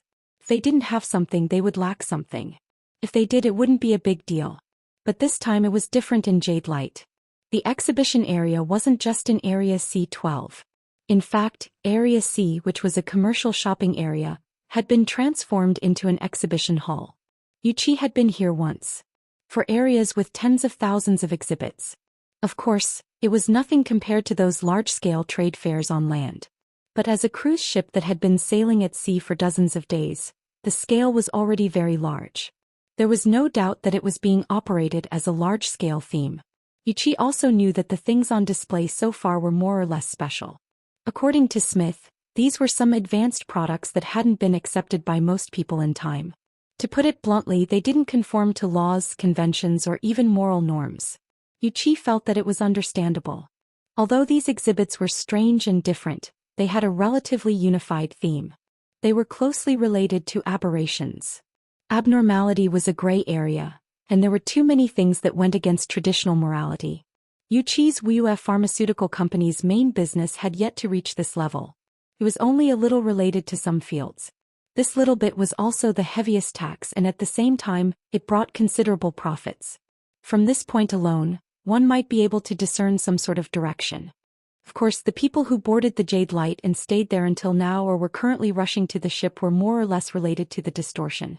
They were either engaged in related industries and ran businesses in this area, or like Wuxia, they were voluntarily or involuntarily associated with aberrations. As for Jeffrey Els, of course he also belonged to this group. As such a legendary tycoon, it was not surprising that he was involved in any industry. However, there was one thing that Wuxia still could not get over. That image. He thought that if he wanted to see a similar image of Jeffrey Els, he would have to look for it in a documentary. In fact, even in documentaries, Jeffrey Els would not be seen at this age. It was as if time had turned back 100 years. Hey York. I have to say. Smith could not help but continue the previous topic. On the one hand, it was because of his own emotions. On the other hand, there was indeed an atmosphere of whispering in the exhibition area that they passed through. There were not many people who actually went to see the exhibits. They gathered in groups of 3 or 4, gesturing, surprised, and whispering to each other. Although their images were different, they could be grouped together with Smith beside him. They were all people who had been run over by something incredible, had survived a disaster, or had hit the jackpot. No matter what, they were all emotional reactions. Smith also reached out and pointed to Wuxia, letting him see the reactions of the people around him. If it's possible tonight when I point out Jeffrey Els to you, either you doubt your eyes, or you doubt the intelligence of the top tycoons at the scene. I don't think I'll doubt anything at that time, Wuxia murmured. Because I'm doubting it now. He inexplicably thought of Yu Zheng, his own child, and then whispered, maybe I've still underestimated the power of the distortion. Smith finally noticed Wuxia's strange reaction. In this kind of situation, he naturally made an empathic connection. York, let me guess. What did you see? Wuxia didn't have the energy to play guessing games. He waved his hand and directly revealed the answer. I also saw the Jeffrey in the wheelchair. Looking at Smith's widening eyes, Wuxia spread his hands. He's in the long corridor behind us, but I'm not sure if he's the one in the documentary. Actually, I still don't understand how you guys recognized him. Smith was stunned for 2 seconds before he subconsciously replied, it's enough that someone trustworthy recognized him. Smith was stunned not only because of Wuxia's answer, but also because he had received an excessive amount of information at the same time. Hey, look over there. By Xinyan, the one I want to introduce. The important person who recognized old Els. She's looking over. Wuxia looked up when he heard this and happened to meet the gaze that was cast over from not far away. Unsurprisingly, the person was the same as the name he heard. It was a pleasant-looking woman. However, there was something unexpected. This important person was actually wearing a white suit, giving off the air of a professional. Of course, she wasn't that strict right now. The front of her shirt was half open, revealing a dark blue shirt. She looked a little casual, but it was enough to clearly distinguish her from the surrounding businessmen and women. Wuxia and Smith didn't know why Bai Xinyan would cast her gaze over from afar, but if they missed this opportunity, they definitely wouldn't be qualified businessmen. Therefore, Smith and Wuxia both sped up their footsteps and took the initiative to greet her. The former began to greet her from 7 or 8 meters away. Dr. Bai, we meet again. He took a few steps forward and turned around to introduce to Wuxia. This is Dr. Clay's most outstanding student and collaborator, Dr. Bai Xinyan. He then said to Bai Xinyan, my most capable partner in the old continent, Mr. Wuxia, the chairman of Xia City's Wuxia Pharmaceuticals. If I remember correctly, you guys should be from the same hometown. Chapter 1031. Wuxia was stunned. Smith had not mentioned this before. Whether it was the relationship between Bai Xinyan and Dr. Clay, or the fact that they were from the same hometown, Bai Xinyan took the initiative to shake his hand. Bai Xinyan took the initiative to extend her hand and shook his hand with a smile. We are indeed from the same hometown. The headquarters of Wuxia Pharmaceuticals is in Nader District. My father works at the nearby Ren AI hospital. We might even have a working relationship. Yuqi instantly went through all the famous doctors in Renai Hospital. He had a guess in his mind, so he asked tentatively, Daydream, Professor Bai is it's that old father of mine. Oh, Professor Bai is fully deserving of the title of the leader of neurology and psychotherapy. My company had a very pleasant collaboration with Professor Bai's team in the development of endocrine-targeting drugs. That was how society worked. As long as they could find a connection, both parties would naturally feel close and comfortable. After chatting with Bai Xinyan, Yuqi glanced at Smith again. He did not know if this was part of Smith's calculations. This guy might not be a good manager, but he was definitely a first-class broker. For experienced people, as long as there was an opening, it was only a matter of a few sentences to get to the point. Soon the three of them talked about Yuzheng. What made Yuqi feel a little relieved was that Bai Xinyan's words were very similar to Smith's. I understand how you feel, Chairman Yu. I can also guess the mental state of young people. In this world, there are very few people who can use themselves as a test subject without batting an eyelid and even enjoy it. Yuqi did not know if it was an illusion, but he felt that Bai Xinyan was hinting at something. She continued, the physical and psychological development of young people is far from perfect. Treating them with abnormalities too early can easily lead to both physical and psychological problems. Rather than rushing them into the treatment process, it is better to spend some time building up their confidence in this method. I think Dr. Clay also considered this, which is why he placed your child in Group C. Speaking of which, with the advancement of technology and the change of society as a whole, perhaps it won't take too long before such treatment becomes popular. After that, it will be popularized. From this perspective, the nervousness of young people today may become urgency in the future. Who knows? Bai Xinyan's. Her words were brilliant. Not only did she appease Yuqi, but she also teased him subtly. If it were the Yuqi who was on the deck, it would have been fine. However, the experience he had on the corridor and the information he gained after learning about it made him feel reverence for the supernatural phenomenon that was once so close to him. For a moment he was a little absent-minded. At this moment, Smith finally could not hold it in any longer and continued to ask, in that case, what kind of person is most suitable to carry out the aberration treatment that you mentioned, Dr. Bai? Infected by the mutation? Adults? Mature mind? Or maybe I just need determination and a corresponding reward. Like Mr. Jeffrey L's. Bai Xinyan pointed it out. Smith nodded decisively. His deep-set eyes were burning with ambition and desire. Bai Xinyan shrugged. Since the 60s, old Mr. L's has been the convener of human life research, and the largest research funding provider. The theoretical lifespan of the generation after the war is as high as 120 years, which has not been fully verified yet.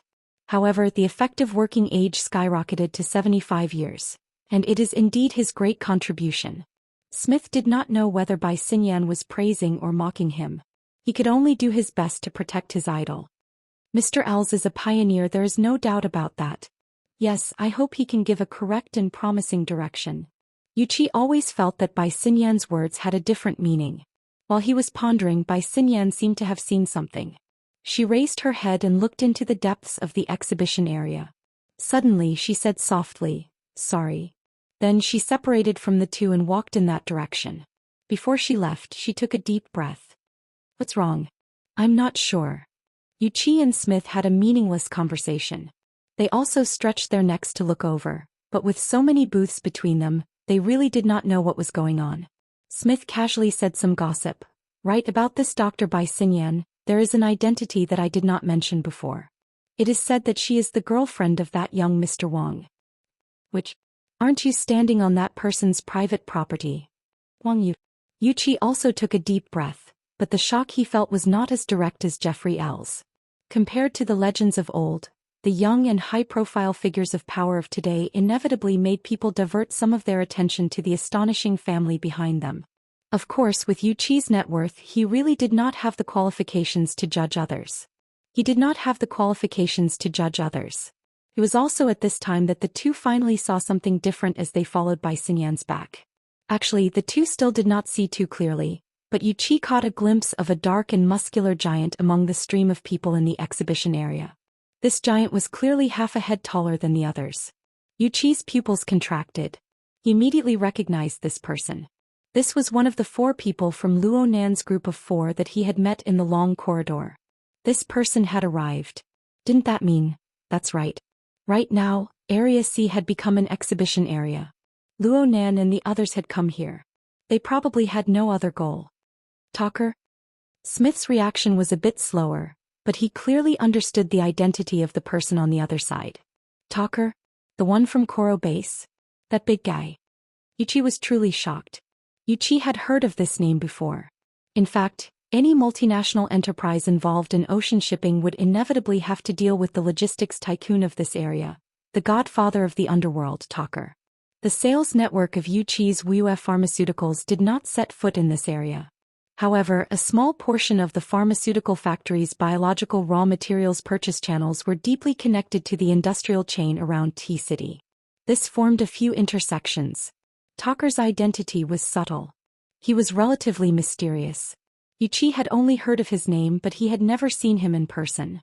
However, he remembered the shipping price that was 20% higher than the market price very clearly. He also remembered that there were indeed people who were stubborn and unwilling to choose the shipping company under Talker's banner. However, the results were not all that wonderful. How could such a person be related to Luo Nan? Moreover, was there a mistake in his memory? At that time in the corridor among the 4 of them, it seemed like this dark and burly man's performance was the most honest. Right when he was puzzled, he saw Bai Xinyan's figure pass through the crowd. She was heading toward Talker. I heard that Talker and Wang Yu have a very close relationship. But the gossipy Smith suddenly went mute. This was because at this moment he clearly saw the person he had just identified as Wang Yu's girlfriend. After passing through the crowd, she reached out her hand toward Talker. A young man who looked like he was still young. She did not receive a polite response. However, in the next moment, Bai Xinyan naturally leaned over and took the initiative to hug the young man's arm. Yu Qi spoke faintly. Is that Mr. Wang? Smith was stunned speechless. Chapter 1032. Not to mention what Bai Xinyan's body movements represented in Smith's eyes, the young man's cold expression was the same as always. He didn't respond at all. As for Bai Xinyan, she wasn't angry or embarrassed. At least on the surface, she still maintained her posture. She quickly found a relatively suitable position. She was like a private tour guide who took the initiative to stick to him. She gestured with her hand, seemingly introducing the situation in the exhibition hall to the young man. Smith was a bit confused. Who's that? No matter how well-informed a person was, their knowledge of a completely different field was limited. In the end, it was Yu Qi who exchanged information with him. This person is called Luo Nan. In Xia City he's very... After hesitating for a moment, Yu Qi used an inappropriate word. Very prestigious. Why haven't I heard of him? He doesn't belong to the circle of normal people. Yu Qi could only say this. He belonged to the circle of outsiders. At most he heard some indistinct information that was hard to distinguish between true and false. He had a bit of a vague impression. Smith could understand that there was also such a circle in the new continent. In recent years, it had become relatively flamboyant. But overall it was still hard to understand. It was still very difficult for a person of his level to understand it in depth. He quickly grasped another important point. You guys know each other? We met once. Yu Qi's response was a bit weak. Actually, it was his troublesome son who recklessly offended Luo Nan. Fortunately, his daughter handled things appropriately. Through subsequent contact, Luo Nan had more or less corrected his impression of Luo Nan. Yu Qi wasn't sure if this impression was good or bad. Luo Nan had given him 2 light pats on the shoulder not too long ago in the long hallway, giving Yu Qi more psychological comfort. Let's go say hello? As a broker, Smith absolutely wouldn't let go of any opportunity to expand his social network. Yu Qi hesitated for a moment. He didn't refuse. Ever since he came to Area C12, he had encountered all sorts of unforeseen circumstances. He needed to find a more stable anchor point. However, accidents would always happen inadvertently. They had just taken a few steps forward when their wristbands vibrated at the same time. Yu Qi saw the caller and his heart tightened. Old Lu. What does deep detection mean? Don't agree. Don't pay attention to it. Wait for me. On the other side, Smith's expression also sank. Mr. Summit, isn't this notice a little too sudden? I was with Professor Bai Xinyan just now, and she didn't mention anything about the group adjustment at all. What about the 6 people from Team A and Team B? Did something happen just like that? Very likely. To hell with this reason. At this point the two of them looked at each other in unison. They could not see any good news in each other's eyes. Things were really troublesome. Let's go. Smith shouted. Before he could react, Yu Qi had already turned around and left quickly. And he was in a jogging state. In the current hall, there were only 2 or 3 non-important people who left in a hurry. It was impossible for them to attract too much attention. Luo Nan shot a glance in that direction, but he soon placed his attention back on the woman who was holding his arm. The greetings had been exchanged, but that didn't mean that he had accepted her. Luo Nan and Bai Xinyan were basically in a state of enmity ever since the 2000 young miss incident. If Bai Xinyan hadn't cooperated with him a few times intentionally or unintentionally, and covered for him a few times, the two barely managed to form a tacit understanding. Luo Nan wasn't sure what Bai Xinyan would have done when their bodies touched. However, he also suspected that Bai Xinyan had guessed his current attitude. That was why she had appeared here in broad daylight. Otherwise she would have been like the 2000s incident. She would have run away without a trace. This could be considered confidence. Was she holding on to Luo Nan's confidence? Your courage is commendable. Luo Nan gave a word of praise, expressing his appreciation for Bai Xinyan's actions. But he had no intention of introducing her to the other 3. The problem was that there was no need for him to introduce her. Blood Demon whistled. Oh my. Isn't this the black-hearted beauty who tricked Jin Tong to death? Bai Xinyan bowed slightly. Mr. Blood Demon must be joking. In the next moment she took the initiative to speak to Wan Luhua. Instructor Wan, the first quarter's subsidy allocation will be transferred to you in about a week. I'll have to trouble you to take care of it. Wan Luhua had clearly dealt with Bai Xinyan more than once. Your turnover is getting more and more procrastinating. After all, this is the first wave of burners retiring from the army. The unexpected product changes have caused a large discrepancy with the budget. Plus, there are quite a few independent directors. Their heads are in a terrible mess due to the production line switching. It's hard to avoid a bit of a fuss. Even Talker and Bai Xinyan exchanged glances as they spoke. Luo Nan was a bit surprised. He didn't expect that Bai Xinyan was really famous in the inner world. All right. Her connections in the inner world were much deeper than Luo Nan's at first glance. This indirectly proved one thing. The power behind Bai Xinyan was quite impressive. At the very least, it was on the level of being acknowledged by extraordinaries like Blood Demon and Wan Luhua. From this point of view she had her value. The reason why Luo Nan was able to face Bai Xinyan with relative calmness wasn't simply because of Mr. Bai. Rather, this was a tool. If others could use him, then he should be able to play a hand or two. He should be able to make something valuable out of it. He hoped that Bai Xinyan was aware of this. He wasn't in a hurry to converse with Bai Xinyan. He didn't pay attention to what this woman was thinking. He just followed his own pace, observing today's main venue from every angle and every level. He had to investigate if there was something odd. He had to ask if he didn't understand. As long as he could get an accurate answer, it didn't matter who answered. From this point of view, Bai Xinyan could be considered an excellent guide. She giggled as she explained the layout of the entire sea area to Luo Nan. She also explained the main contents of the 4 exhibition areas. Within the venue, there is an exhibition area for natural materials from various rare mutants. There is an exhibition area for equipment that can be used for the processing and manufacturing of related materials. There is an exhibition area for the application of cutting-edge technology in related fields. There is also an exhibition area for auction items with relatively high collection values. A sparrow may be small, but it has all 5 organs. Basically, since the era of mutants, traces can be found within everything related to mutants.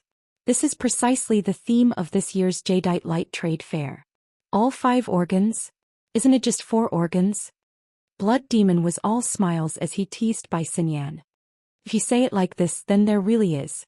Bai Xinyan didn't have time to respond before Luo Nan spoke first.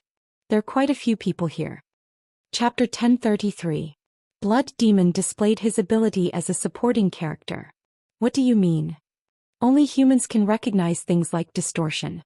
Only then can there be so-called collections, processing and cutting-edge concepts. Only when applied to humans does it have real meaning. You can say that. Luo Nan's gaze swept across the groups of people in the exhibition hall. Many people had been studying the ship with curiosity and scrutiny even earlier. Luo Nan was disinclined to pay attention to them. He just said, "The ship is a bit empty right now. It shouldn't be enough to cover the relevant fields. Will it increase?" Empty? Blood Demon looked around. There were only 6 hours left until the auction at 8 o'clock in the evening. Some important auction items had already been arranged, and people began to fill the exhibition hall. Even if it wasn't to the point of being overflowing with people, it couldn't be associated with the word empty. Right now, the Jade Light has a total of 4,821 people, including the crew. I've checked the data. This cruise ship can carry over 15,000 people at full capacity. That's not even a third of it. It really is quite empty. Blood Demon shrugged. This is the data from Wang Yu's 30th birthday carnival a few years ago. The number of people on the ship exceeded 10,000. This is the first and only time. Bai Xinyan was still holding onto Luo Nan's arm. She spoke the name of her rumored boyfriend in a calm and natural manner. This is a private cruise ship, and it's specially prepared for large-scale luxury parties. It's basically not used for business purposes. Of course, the more space is wasted, the better. Almost 5,000 people is quite a lot. Plus, there will be some important people and their attendance coming later. If I had to make an estimate, it would be around 6,000 people. Really? Luo Nan didn't continue on this topic. He looked straight at Bai Xinyan for the first time. You know who I'm coming for. Bai Xinyan pointed her arm forward. The collection auction item area is this way. The venue has already been set up. Someone who didn't know better would think that Luo Nan was the owner behind the scenes of this auction. Blood Demon immediately gave him a thumbs up, but Luo Nan clearly wasn't in the mood to joke around. He just stared at Bai Xinyan until Bai Xinyan nodded. It was set up not long ago. Some of the installations need to be debugged. After all, this is the largest of all the auction items. Once it's installed, it won't move again until the auction ends. Bai Xinyan also looked like she was reporting work.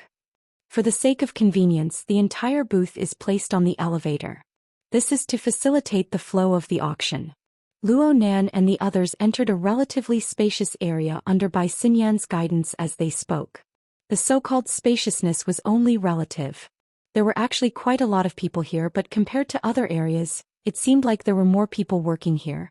They were scattered in this nearly 200 square meters area, surrounding the central booth for various configurations. Luo Nan's eyes swept all around him. Rather than calling these people equipment debugging personnel, it would be better to call them lighting engineers and the like. The work under his hands consisted of light stands, projectors, AR equipment. At the back of the booth, there was an obvious holographic projection space as well as auxiliary equipment. What a mess. This was what Luo Nan thought, and this was what he said. Are they trying to enhance the visual effect? Blood Demon returned to the scene for the first time and asked with great interest. That's right. Bai Xinyan's answer was frank and direct. The relevant equipment is too specialized and it's hard to reproduce the research object. Plus, they've been left and used for many years. They're far too old and their appearance and selling points aren't particularly outstanding. So they need to be packaged. At the very least, we need to let people know what these equipment are used for. Luo Nan concluded in a timely manner. His tone sounded calmer and calmer. At the same time, he stepped forward, bypassing the rather messy visual equipment and climbed up the booth. The entire booth was shaped like a long arc. Luo Nan, who had once been to the 70 format laboratory, could tell with a single glance that the booth's flat body was an imitation of the laboratory's main layout. However, the two wings were spread out a bit more. This was most likely for the sake of carrying out a symbolic restoration of the cheliceraate corridors on both sides. The problem was that the originally picturesque crab-like layout of the laboratory had become a nondescript small semicircle due to the limitations of the spatial layout. There were 6 or 7 people pacing back and forth on the booth right now. Most of them were separated by a safe distance, carefully observing the equipment that had already been installed. Some of them were even taking pictures and videos. There were also people whispering amongst themselves. They seemed to be conducting some sort of evaluation. The arrival of Luonan and the others caused the free activity space of the booth to become narrow. Luonan didn't care about this. He walked straight to the front of the center of the booth. This was the best observation point. It didn't matter if it was the original laboratory or the current transformation imitation exhibition area. Of course, there were people at this point. Luonan just ignored them. The person in front heard the noise behind him. He turned his head and saw that Luonan was about to collide with him. He originally wanted to berate Luonan, but his scalp went numb when he met Luonan's gaze. He didn't know why, but his legs crossed and he staggered to the side. This person saw Luonan's face clearly at this time. His face turned white with a swish. Bai Xinyan gave Luonan an introduction in a very considerate manner. This is Dr. Song Can from the Deep Blue Laboratory's Western Pacific Ocean Observation Center. Luonan completely ignored Bai Xinyan's introduction. After the figure flashed out of his front line of vision, Luonan completely ignored it. He just cast his gaze calmly towards the equipment on the booth. He also cast his gaze towards the back of the equipment. There was a projection area that was still empty for the time being. Luonan's behavior was seriously lacking in manners. But the original group of people on the booth, Dr. Song Ken, were mostly connected to the inner world. So they recognized Luonan. They just didn't expect that the main character would actually come this early. They didn't dare to have any objections. Dr. Song Ken was a relatively simple researcher. He didn't have any extraordinary powers. He nearly had a heart attack when he suddenly saw this face that was labeled as the most dangerous face in the laboratory. He clutched his chest and wanted to run away, but his legs went soft. He was unable to move. Blood Demon walked forward at this time. He stood side by side with Luonan. He asked despite knowing the answer, "How is it? Do you feel a bit emotional?" Luonan didn't respond. This continued for about 10 seconds before he slowly swung his head and swept his gaze across the two areas of the booth. Blood Demon was actually the gaze of everyone on the booth. They unconsciously and unconsciously followed Luonan's gaze. But it didn't take long before the hearts of a few people who knew the situation more or less jumped. The old equipment arranged along the top of the circular arc could be considered to have been cleaned up. Or perhaps it was so clean that everything could be seen with a single glance. There was nothing but equipment here. Blood Demon had confidently pointed out the split-page notebook. There was no trace of it at all. Blood Demon's eyelids twitched twice. He heard Luonan whisper at this time, "Unsightly." Chapter 1034. Luonan didn't need Blood Demon to play the supporting role. He continued to speak, his voice growing louder and louder. The function of the equipment itself, the environment that carries the equipment, the object of research, and the direction of research. If any two of the above four were done well, the current situation wouldn't be like this. Blood Demon laughed in the end. "My boy, your focus is a bit on that. There's nothing I can do about it. Sometimes people's thoughts are very laughable." Luonan's old and experienced way of speaking was a bit comical. However, he was most likely aware of this. Soon he jabbed his own chest with his finger. For example, me. The gazes of practically everyone on the stage were focused on Luonan. They looked at Luonan's sudden internal monologue. "After receiving the invitation from the Jadeite lightship, I've always had a thought in my mind. The people on this ship are all going against me. They are participating in the auction and bidding around my grandfather's laboratory. They are undoubtedly mocking me. At the very least, they are accomplices of my enemies. In the end, I came here to fight with these people. Of course, this is also an opportunity for me to catch them all in one fell swoop." Some people's eyelids twitched. Some people whistled. The former was like Song Kansas. The latter was like Blood Demon. Blood Demon was conscious of his own perspective once more. He chuckled and followed up, "That scene was quite dramatic. What was the reason that caused you to change your mind, my boy?" Blood Demon's raised eyebrows weren't a hint at all. Instead, they were a clear indication. Luonan believed that as long as Blood Demon's following answer was even the slightest bit related, Blood Demon would dare to shout nonsense like, "I'm saving the world." Luonan's response to this was, "Who said I changed?" Well, I should say that there was a period of time in between when I wanted to change. Mr. Blood Demon, your interpretation is quite convincing. But when I came to the ship and walked here, I feel that. Luonan furrowed his brows. He spent a bit of time to organize his words. If I want to forcefully distort my sense of beauty in order to coexist with these people in this world, then I should either close my eyes or wash away the world I see before my eyes. Alright. Since Luo Nan's language ability was lacking, his way of speaking appeared to be a bit of a chunibu. It matched with his age. However, among all the people present, who would simply treat such words as chunibu words to deal with them, the blood demon glanced at the equipment on the booths again and subconsciously touched his cheeks. Is it really that bad? I'm starting to doubt my own aesthetic judgment. What's bad about it? Wan Luhua took the initiative to ask with great interest. Human. Luo Nan's answer was even more concise, and it was even more unexpected. Let's just say half. At least not long ago he regarded human as one of the 5 internal organs. His gaze moved from Bai Xinyan's face to Dr. Song Khan's. Then he swept his gaze over the other people at the booth.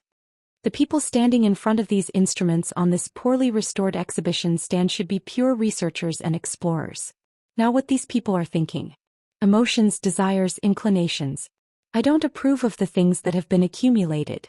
Bai Xinyan's expression was natural, but the faces of those below the doctor's level were hard to describe. Blood Demon scratched his head a bit at Luo Nan's reaction. I didn't get the feeling that you, brother, have moral cleanliness when we were chatting. Or are you just a bit emotional? In fact, not many people on Earth can achieve such a harsh standard. Not really.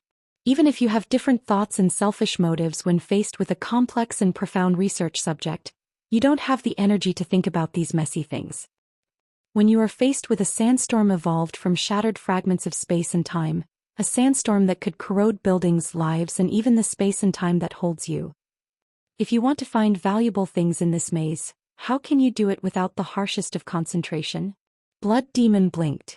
He wasn't sure if Luo Nan wanted to tell him something, or if Luo Nan was intentionally revealing something, or if he was declaring something, or if Luo Nan was simply venting his emotions because of the exhibition stand or the notebook. Luo Nan was far too unstable in this state. It was far too hard to grasp. Blood Demon was suddenly unable to feel Luo Nan's pulse. Luo Nan turned around at this time. He turned from facing the equipment to face the chaotic flow of people in the exhibition hall. The special atmosphere on this side of the exhibition stand was actually quite eye-catching. Many people strolling around the exhibition hall cast their gazes over. Some of them recognized Luo Nan. Some of them recognized Blood Demon Wan Luhua and some others. So much so that a circle of people unwittingly gathered around them. All sorts of gazes were cast over. Luo Nan met the concentrated fire of these complicated gazes.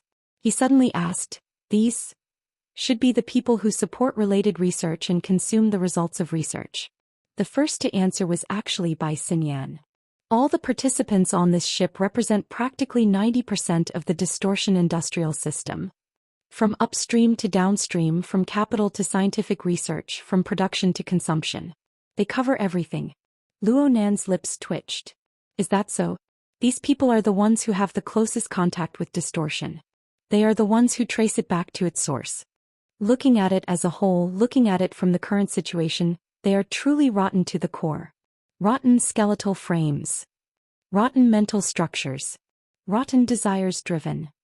Rotten tendencies of thought. If I'm not mistaken, 99% of the people here won't delve deeply into the distortion itself. They just hope to obtain money, satisfy their desire for power, or perhaps stay young forever. Blood Demon felt that Luo Nan's description was quite consistent with his previous description and criticism of the old system. He wanted to strike the iron while it was hot and pull Luo Nan's thoughts. But he never expected Luo Nan to take the initiative to turn his face. Mr. Blood Demon, I remember you saying that judging things as they are is the most extreme way of thinking. I did say that. I also said that a mature system must avoid excessive polishing of individual links. Oftentimes, individuals full of flaws are the precondition for a system to take shape. Luo Nan had said all the right and wrong things. Even with Blood Demon's mouth, he actually found it a bit difficult to continue. He and Wan Luhua locked gazes. Even though they were quite familiar with each other, they were unable to completely decipher each other's emotions and reactions. It was just like how they deciphered Luo Nan right now. But the current Luo Nan had already sorted out the entire clue and theme through these garrulous descriptions and his unique way of thinking. We can view the distortion industrial system as a system. We can tolerate its low conception, tolerate its many flaws, tolerate its slow progress. But we cannot tolerate its rigidity and lack of vitality. Blood Demon finally grasped the opportunity to intervene. You feel that there isn't enough vitality inside? Luo Nan's face was expressionless. Oh, it's the opposite. Although the majority of the people here have a messy body and soul frame, and their desires and thoughts are nauseating, it is qualified to be a living system. Can even be said to be full of vigor and vitality with limitless potential. I'm just saying that when you clearly know what kind of environment the flies and maggots will be most active in, you will at least do your best to stay as far away from that place as possible. You will bring along all the things you believe to be the most precious. So let's hurry up and resolve the problem here. Chapter 1035. The proper business Luo Nan was talking about was undoubtedly the split-page notebook. He asked Blood Demon directly, "Your information is correct, right? It's impossible for it to be wrong. As for the situation, it's us." Blood Demon turned to ask Song Qian, "Hey, was there a notebook here before?" Song Qian shook his head subconsciously. Blood Demon pursed his lips when he didn't get the answer he was hoping for. He looked at Luo Nan again, but Luo Nan didn't seem to be happy or angry. The Blood Demon blinked and suddenly clapped his hands. "This is a good thing. Those who should be here are not here. Doesn't it mean that the value of my information is maximized? Perhaps you can say that." Luo Nan actually agreed to this point. At this moment, Luo Nan and Blood Demon had a tacit understanding. He understood what the Blood Demon meant. Let's assume that Blood Demon's information was correct without a doubt. The special notebook from the 70 format had indeed been brought onto the jadeite light, and it had indeed been used to tease Luo Nan. Then with its ambiguous identity in the auction catalog and its ambiguous identity in the photo album, if it was placed openly on the stage, it would be obvious that it was an auction item. Things would be troublesome and they would have to go through a lot of trouble. And in this current situation, it didn't matter if they wanted to give Luo Nan a surprise attack, or if there was an oversight in the arrangements, or if the auction house simply didn't take this seriously at all. On a legal level, things were becoming simpler. All he had to do was let the dust settle before the notebook was placed on the stand. Of course, the premise for such an assumption was that the Blood Demon's information was reliable. Blood Demon was quite confident in this. He even winked at Luo Nan. "Aren't you going to raise the pay a bit? If you agree, I'll get another pattern from Old Man's secret deed for you." Luo Nan didn't pay any attention to him. He just stood there quietly, a bit lost in thought. At least in the eyes of others, this was correct. The Blood Demon did not think much of it. Instead, he rubbed his fists and said, "I didn't expect that we would have to deduce at the very beginning. Come on, let's go through the situation. Tucker, you wouldn't make a low-level mistake with this list, would you?" Uncle Shui. Tucker's dark face looked a little awkward. He subconsciously turned his head away, his eyes wandering. In every corner of the exhibition hall, a large number of surveillance devices were installed. Perhaps it should be said that it was certain that the people and events on the exhibition stage were all being observed and evaluated by certain important figures. He had been forcefully pulled into the group, and this was something that could be easily explained. However, if he was too active, did he really think that the other side wouldn't let him off easily? The problem was that the Blood Demon knew very well what Tucker was fussing about. However, the latter was definitely not the kind of benevolent elder who would care for his juniors. The Blood Demon raised half of his eyebrows. He was obviously dissatisfied with Tucker's hesitant attitude. But before he could speak, Luo Nan jabbed him from the side. "Don't waste time. Watch the recording again. The number of transcendents on this ship is a little too much." Luo Nan's first two sentences could be said to be completely unrelated. However, Blood Demon understood. "Yes, we're not the only ones who arrived early. Star Wizard Connie Blacklion. None of them are easy to deal with. Are you sure it's one of them? I haven't found any observable areas, but they're at least very close to them. Also, there are more than 3 of them. I'm thinking that if there really is something special about that notebook, I can try to find some clues from a distance." "Oh, do you think that thing has some sort of special radiation? Your recording gave me this feeling." Blood Demon shrugged. It was very clear that Luo Nan had searched the entirety of the jadeite light while he was distracted. This sort of ability might be hard for normal people to imagine, but it wasn't particularly out of line in the eyes of transcendents. Blood Demon could even understand the problem Luonan was facing right now. The closer one approached the material world with mental senses, the greater the resistance of mutual interference.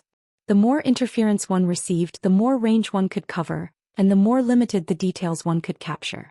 Needless to say, the objects of observation included transcendents who could distort the laws of mental and material structure. Every single one of them, in their natural state, would form distortions and concealment effects against mental senses. Under these conditions, fuzzy positioning was relatively easy. However, overcoming interference and accurately searching for an inanimate object that wasn't large in size was indeed a difficult problem. Of course, this was a difficult problem, and it was a difficult problem of absolute high standards. For most mental abilities, their mental senses were limited by their talents and their physical and divine frames. Basically, the moment they were awakened, the frequency would be whatever it was. Whether it was near or deep space, there was no room for discussion. How could Luonan be like him? It looked like he could casually change frequency as easily as drinking plain water. Even that old woman, Death, which had to go through many years of tempering and cultivation in order to be able to freely jump and switch between several rather practical zones. There was no need to talk about other people. Therefore, only Luonan possessed this sort of way of thinking. Blood Demon could roughly understand, but he didn't agree with it. There's no need to go through so much trouble. We can just find them by ourselves. A few steps and a few words. This is a necessary social interaction. It's much more reliable than your hypothesis. Luonan persisted. It's a few steps and a few words per person, right? If we watch the recording, it might only take a few minutes. Blood Demon sighed. Brother, this is high-level intelligence from a secret channel. If I release it in public, I'll offend people. Aren't you selling me out? Luonan's true body wasn't here. Some things were more troublesome. Things like watching a recording lacked a built-in playback device, so it could only be played outside. It wasn't that Blood Demon didn't let it go before, but how could it be the same in a street cafe that was so far away from each other and a scene that was so closely related? Really? Luonan was very astonished. I thought that accompanying me to the booth was already a clear enough stance. Now it looks like the tolerance of a true god is more outstanding than I imagined. Or perhaps, the level of tacit understanding is higher? How could that be? Kids these days were far too sensitive. Blood Demon spread his hands under Wan Liahua's gaze that was like a smile that wasn't a smile. If you want to watch, then watch. Even if I'm a good person, I'll do it all the way. Blood Demon's words were mostly to raise the price in a pitiful manner. He was quite straightforward when it came to doing things. Soon, the secret recording that had been played before was displayed once more on this booth. It naturally attracted the gazes of many people. Luonan didn't care about the external influence caused by the recording. He stared at the area of dim light and shadow that couldn't be considered particularly clear. A few seconds later, he suddenly asked, "Tell me, where was it at that time?" Chapter 1036. Luonan's gaze slid from the center of the arcing distributed equipment to the two sides. The left side, the right side, a few rounds. He had raised a question before, but the direction was unclear. There were even fewer people who could follow his train of thought, so no one had responded for the time being. Luonan didn't mind. He himself was organizing his train of thought. He muttered to himself, "It's definitely not the main central laboratory. Then is it the left claw corridor or the right claw corridor? Is it the front or the back?" Blood Demon looked over with a subtle gaze. The gazes of the others were more or less the same. Luonan's words more or less revealed a few things. And vice versa. These things weren't important. Luonan stared at the unclear video in front of him. He felt that Blood Demon's playback method was a bit conservative. Make it bigger. Do your best to restore it. Blood Demon rolled his eyes, but he still adjusted the size of the video according to Luonan's words. He restored it to the size of a human. Limited by the quality of the video, the entire image inevitably became more blurry. At first glance, it looked like a group of ghostly shadows flipping on the display stage. The people who saw the video for the first time really couldn't figure it out for a while. Blood Demon continued to advise, "Most of the time it's better to use your mouth than your brain. Thinking is better than socializing. If you want to find radiation from this, you might as well directly ask the content provider." Blood Demon turned to ask Bai Xinyan as he spoke, "What's his name again?" "He's the provider of this equipment. Horn Demon, right?" Is he here yet? Bai Xinyan smiled and shook her head. I'm not sure. During this short conversation, quite a few of the surrounding visitors and staff members tiptoed over. Some even came over. Some even asked the people on this side, causing a buzzing noise. Luonan still didn't care. From his perspective, according to the Toyama auction house's rotten nature, this video would most likely be played at the auction. Otherwise, how would they raise the starting price? Since they were all watching it, there was no difference between watching it earlier and later. Besides, he might be the one who watched the video the least compared to the people standing on the display stage. Where do you think it is? Luonan asked Bai Xinyan this time. He highly suspected that Bai Xinyan was the type of person who watched the video a lot. Bai Xinyan had been leaning against Luonan this entire time. She clearly felt the meaning behind Luonan's words and subconsciously moved away. She observed Luonan's expression. In the end, she smiled and shook her head. I don't see it. He did not get an answer twice in a row. Luonan memorized the number, but he didn't continue to pursue the matter. It seemed that he was studying this video and he became entranced once more. However, when Bai Xinyan looked at his face, she saw that the young man's eyes had already closed. He only raised his head slightly to listen to the details of the voice in the recording, but it didn't sound like it. It was more like he was daydreaming. Could it be that there was some other basis in the unseen world that would help Luonan obtain an answer? If it were anyone else, Bai Xinyan would have most likely laughed it off. But since it was Luonan, she was a bit uncertain. From the analysis of various information chains, this was actually one of Luonan's most terrifying states. This was because no one knew what a master of mental senses like Luonan, who stood at the apex of humanity, could see and experience in the end. Perhaps it wasn't even in the same dimension. Bai Xinyan gazed quietly at Luonan. She saw that he seemed calm, but it also seemed that gloomy clouds were accumulating between his brows. Unknowingly, the professional smile on his face, which had become an instinct, became somewhat difficult to maintain. The current Luonan already possessed the power to make other living beings empathize with him. Perhaps it would be a bit difficult to accompany him in laughing. But he was truly unhappy. The billions of people in the entire world might be a step ahead of him in crying. Dark clouds pressing down on the city. Bai Xinyan sighed softly. And at this time, a new message was sent over through her personal terminal. It wasn't any important information. It was just a bad weather warning. It said that there might be heavy rainfall in the nearby seas, accompanied by thunderstorms and gales. This was a short-term forecast made in response to the changes in the surrounding natural conditions. Even though they were about to enter the 22nd century, the weather forecast could not be completely trusted. Bai Xinyan still remembered that when she saw it this morning, it said that the Central Pacific region was sunny and calm for several days in a row. Before she could finish her thoughts, a faint vibration came over. The reflection and filtering of the many layers of the deck and the walls had long since become indistinct. Bai Xinyan naturally formed an association. Was it thunder? Bai Xinyan, who was cooped up in the cabin of the ship, had no idea what the weather was like outside. But in the hinterland of the old continent, over 10,000 kilometers away, in the boundless highland wilderness, one could see the violent and abnormal changes in the color of the sky as long as one's eyes weren't blind. Just a moment ago the sky had been clear for tens of thousands of miles and the visibility was good. But in just a few minutes the sky was covered in dark clouds. Clouds covered the sky. The sudden change of light and shadow made many sensitive creatures on the wasteland raise their vigilance. Some even stopped their original activities and looked around, but some were still immersed in the established rhythm of hiding, hunting, and eating. Next to a small freshwater lake, a similar situation was occurring on a large scale. As the only open-air water source within dozens of square kilometers, all kinds of creatures filled up almost every ecological niche around the freshwater lake, forming a visible food chain. The creatures were either careful, cold, alert, or ignorant. On the whole, it was still a natural chaos. At the corner of the small lake, a brown bear that had clearly shown a state of abnormality was there, gorging itself. And the wild donkey herd that had just lost a member regrouped dozens of meters away from the bear, sticking close to the surface of the lake to absorb water again. This could be considered the harmony of nature. However, in this realm of nature, there were still some elements that deviated from the whole. The most typical example was the hairless monkey, that was wrapped in a sturdy fiber and preferred to walk on two legs instead of crawling on all fours. But because it was missing its right forelimb, it could not crawl on all fours. At this moment, this hairless monkey was similar to the mutated brown bear.